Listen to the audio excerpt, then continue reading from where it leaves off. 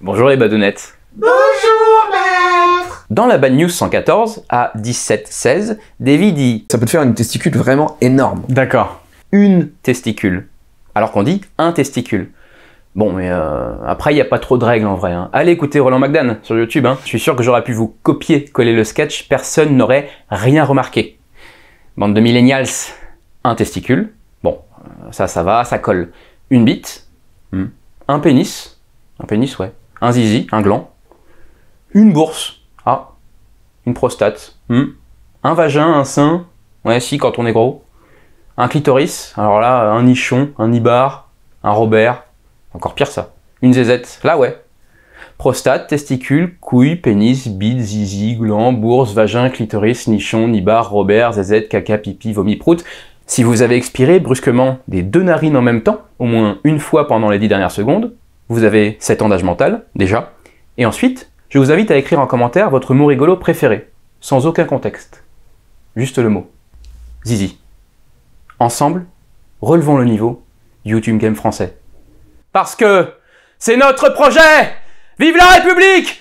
Et vive la France! Au revoir les badounettes. Au revoir maître. Tiens, d'ailleurs, ça me rappelle un truc. Quand j'étais petit, j'avais vu à nulle part ailleurs, je crois que c'était la chronique de Philippe Vandel, où il était allé voir un gars qui prenait sa cérumen avec des petits bâtons et qui mettait dans... Attends. De la cérumen avec des petits bâtons. De la cire d'oreille. Tu veux qu'on en parle? Sylvain, je sens qu'il y a un truc qui te chagrine. T'es chafouin. Explique-nous un petit peu cette histoire de nulle part ailleurs, on n'a pas tout compris. Quand j'étais petit, je regardais nulle part ailleurs avec mon papa, et je crois que c'était juste après Les Guignols, il y avait la chronique de Philippe Vandel.